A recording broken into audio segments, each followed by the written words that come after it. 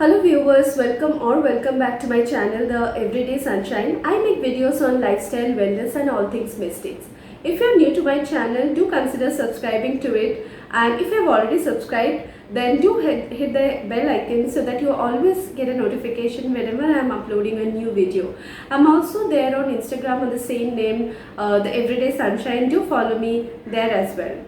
As you can understand from the title of the video, today I'm going to share some very important insights on stress, which is based on my understanding of stress as a holistic healer, lifestyle coach, yoga and meditation trainer, and all the other role which I play in my day-to-day life.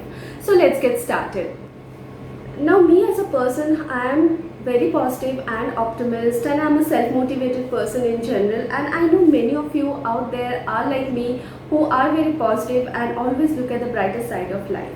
But having said so, we do have our days of feeling low, demotivated, or there are days when things just not get in the right direction for us, and that is okay. As a human being, we are supposed to experience a lot of emotions, and feeling low is one of them.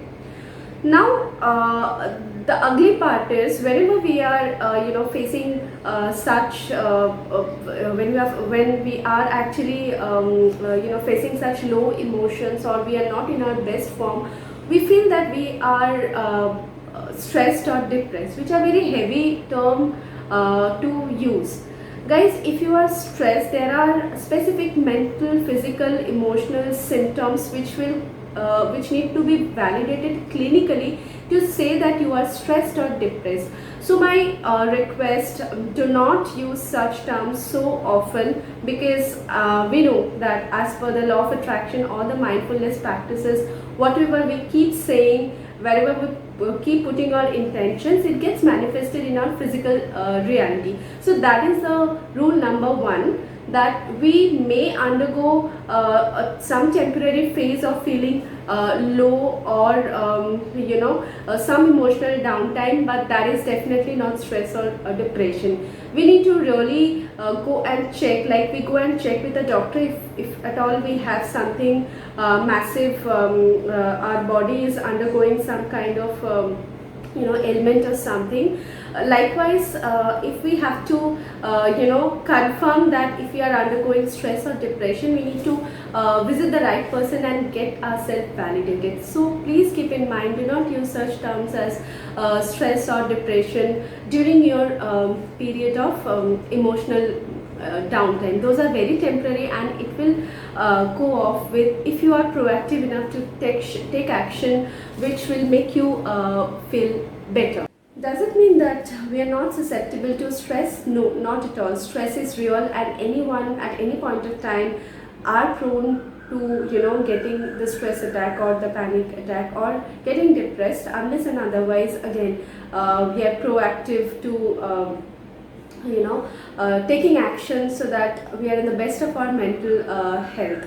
Stress, in fact, is the cause of most of the lifestyle diseases as per the WHO data, such as obesity, PCOS, cardiac arrest, type 2 diabetes, and so many more.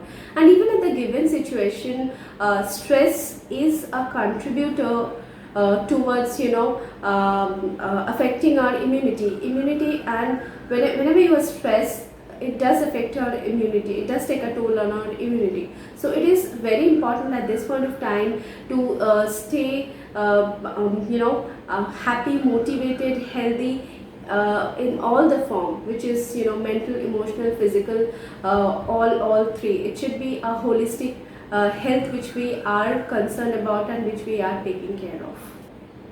The given situation with the corona crisis and the panic and fear which is happening because of all the of so many content at least we are consuming on the social media, with the statistics of the cases rising and all of that, it is actually not easy to stay sane and be at the best of our mental, physical and emotional health, to be honest. So but then we have to get going. So there are certain things which I am doing to stay motivated, happy, productive and healthy. So I just thought, why not share all of this with you guys. Maybe it will be of some help to you. And here we go with the 5 things which is keeping me in my best at the current situation. So let's get started.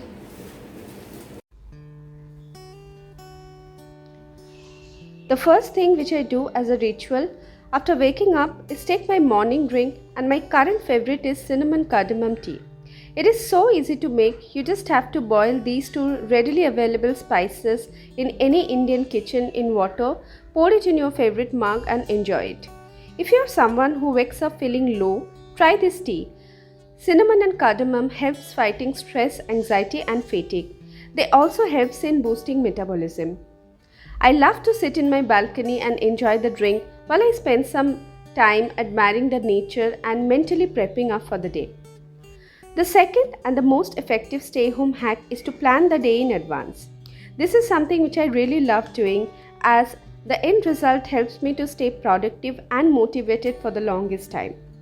While planning the day, I always ensure to allocate time for all the major areas such as my work, household chores, yoga, me time, etc. You can further break each one of them into subtasks. The idea is to divide the day and allocate a particular time for all of it. Doing this will ensure that you are not overworking or putting too much focus on only one aspect. A well-planned day will make you feel so much more worthy, happy and healthy. You will reap all the benefits of work-life balance. A quick tip here is, I'm sure most of you have a daily to-do list which you keep ticking as and when a task is completed. Replace the to-do list with intention list. This will allow you a mindful approach to everything you will be dealing on a day-to-day basis. The term to-do gives a signal of compulsion to our brain, and we as a natural tendency finds it difficult to cope up with things which are imposed. Intentions, on the other hand, is something which we set from the space of encouragement, and there lies the trick. You become more mindful towards a task. The third tip, which is again a need of the hour, is to manage the finances effectively. Given the situation, things are not looking great. People are losing job and working on pay cuts. Payments are getting delayed, so many projects are on hold. It is very much advisable to be wise about any purchase decision. Shop when required. Like the army jargon, they say, just in time. Even for the essential, do not stock it up in large amount, as the chance of getting waste is always there. Order when you need it, just in time. Fourth, this one is one of my favorite too. Take out some me time and do things you love. For me, I love pampering myself with different beauty and bath rituals, skincare regime, reading, binge watching Netflix with my cup of chai, long calls with my loved one and so much more. Whatever it might be for you, do ensure to take out some me time, and it will make you feel so rejuvenated.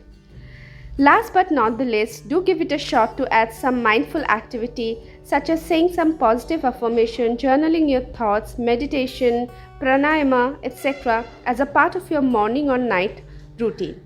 I'll make a separate video explaining in detail about each one of this activity. For now, you can comment below if you want any guidance on the same. These activities will help in inculcating the practice of positivity as a way of life. It will help managing mind chatter and clearing any kind of negative thoughts or energies which is contributing towards stress. Do try them. So that is all for now. I hope you enjoyed the video and have got some insights on effectively dealing the stay-at-home stress. I'll see you super soon with another exciting video. Till then, have a great day, stay healthy and happy.